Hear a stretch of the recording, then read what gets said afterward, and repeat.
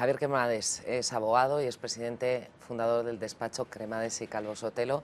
Javier, buenas noches. Buenas noches, Ana. Hemos visto el escrito del fiscal, dice entre 10 y 19 años para Iñaki Urdangarín, al que le ve que ha cometido 5 presuntos delitos. ¿Es una pena la que le pide proporcional? Bueno, en primer lugar, tenemos que tener en cuenta que estamos todavía en la primera fase de este proceso y es la O sea, instrucción. llevamos 3 años y estamos en la primera fase. Sí, está siendo una instrucción intensa, como hemos visto, complicada. Han ido apareciendo noticias, indicios de delitos nuevos, han ido apareciendo personas. La última ha sido la propia infanta Cristina. Y, como digo, aún quedan los escritos de calificación. Ya hemos conocido el contenido del primero del fiscal, pero las demás partes implicadas tienen que presentarlo. Y finalmente, O sea, este juez ahora instructor...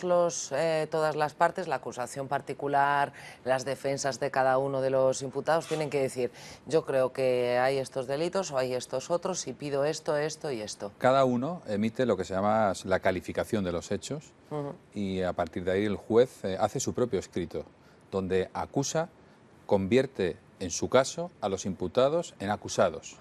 Y en ese momento pasa todo el trámite a lo que es la prueba del juicio, el trámite del juicio, donde es otro juez, el juez de instrucción, el que tendrá que celebrar el juicio oral y finalmente establecer una sentencia. Este juez está preparando el trabajo para que un juzgador, que no será él, realice el acto de administrar justicia, que por cierto será en nombre del rey. Bien,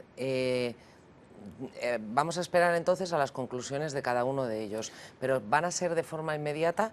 A mí me ha llamado la atención que llegara muy rápido el del fiscal como, venga, asunto terminado. Sí, yo Porque creo que en este caso... el de uno de los acusados, el de Diego Torres, ha dicho, no, yo quiero 3 testigos más aquí.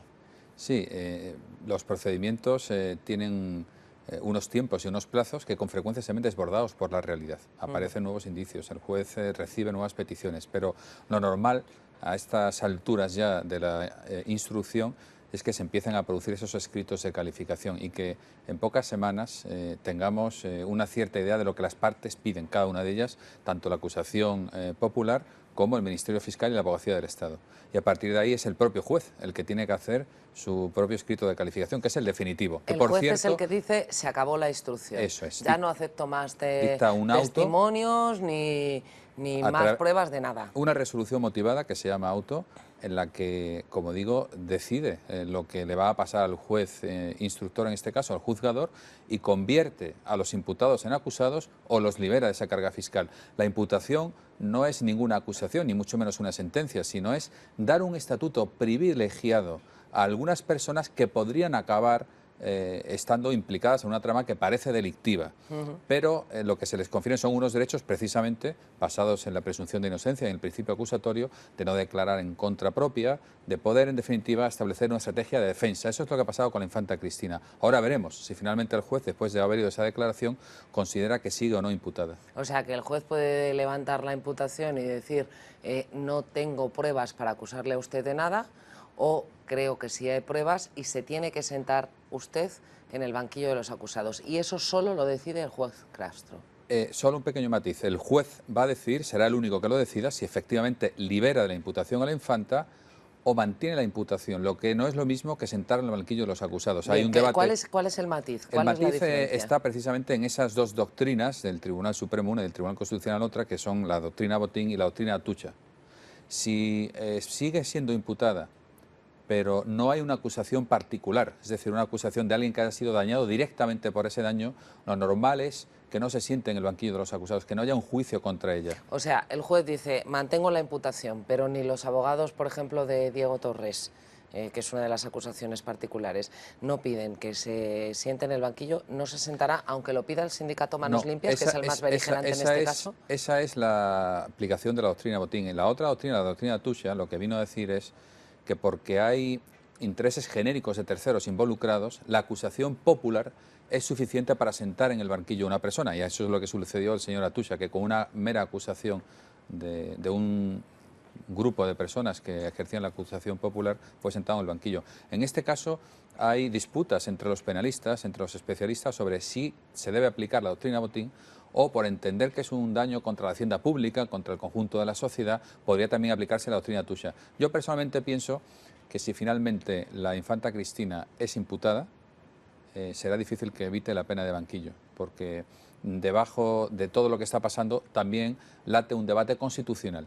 Y es si, como se consagra en la Constitución, formalmente la ley es igual para todos, van a tener todos las mismas garantías, los mismos procedimientos. Yo creo que el juez ha estado especialmente atento en ser respetuoso con el procedimiento y aplicar a la infanta Cristina pues el mismo régimen que hubiera sido aplicado a cualquier otro ciudadano, lo cual significa Un régimen también que según sus abogados no tienen, por ejemplo, los jueces o no tienen muchos diputados, senadores, etcétera, que están aforados y pueden bueno, declarar en su hay que hacer despacho una o por diferencia. escrito. Yo personalmente, como constitucionalista, pienso que es un acierto el que no haya un aforamiento para las infantas, porque las infantas no forman parte de ningún órgano del Estado, son las hijas del rey.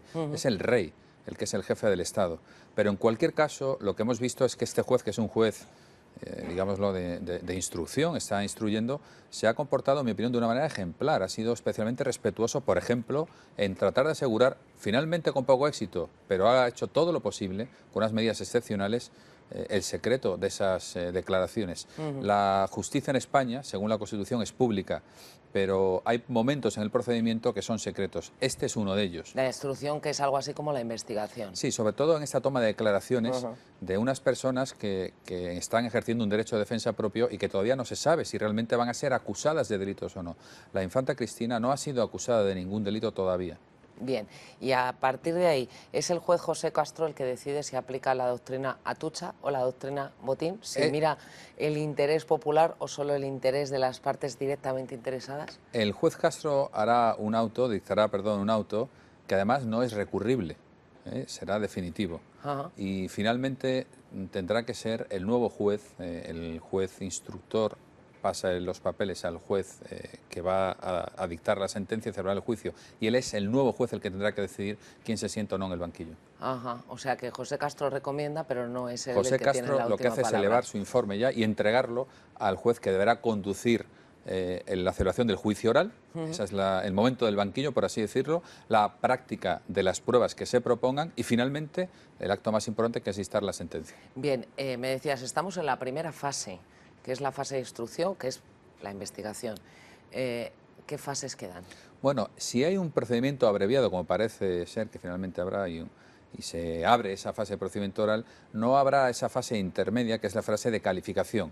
O si la hay, que la está sucediendo, sucede de una manera, pues, digamos, no formal. Pero realmente hay dos fases principales, la fase de instrucción y la fase de juicio. La fase de instrucción está siempre separado por un principio que es la de dualidad de jueces. La lleva un juez y la fase de juicio la lleva un juez o un órgano colegiado compuesto por magistrados. Bien, y a tu juicio, por tu experiencia en los tribunales, ¿queda mucho para que termine la instrucción? Bueno, está siendo muy complicada la instrucción, entre otras cosas porque este juez, que está tratando de cumplir, en mi opinión, su cometido, que es investigar sin reparo alguno en el proceso penal, aclarar la verdad de los hechos, se ha encontrado con muchas dificultades, con frecuencias provenientes de la propia Administración. Yo creo que ha sido un acierto por parte de la infanta Cristina la designación de un magnífico equipo de abogados, el experimentado Miquel Roca y el penalista Silva. Y yo pienso que lo que hemos visto, que es una estrategia de defensa, me parece muy correcta, que es haber favorecido la declaración de la infanta, haber favorecido en definitiva el esclarecimiento de los hechos. Y eso no ha sido así durante todo el procedimiento. El juez ha tenido enormes dificultades en conseguir la documentación que perseguía, en conseguir la cooperación, como digo, a veces incluso de la Administración de Justicia. El propio Ministerio Fiscal ha tenido un comportamiento distinto en la primera fase de la instrucción y como hemos visto ahora en la fase final. Bien, y ahora ya que parecen haber acabado las dificultades, ¿puede quedar poco o mucho? Yo pienso que queda relativamente poco, pero ese relativamente poco es una cuestión de varios meses. Y por supuesto, para que tengamos una sentencia, yo pienso que nunca antes de un año. O sea, que este caso todavía va a colear. Bueno, en España, desafortunadamente, la justicia es lenta, pero afortunadamente no se para. Javier, muchísimas gracias por explicarnos lo que está Muchas gracias a ocurriendo en usted, ese caso. Ana. Buenas noches.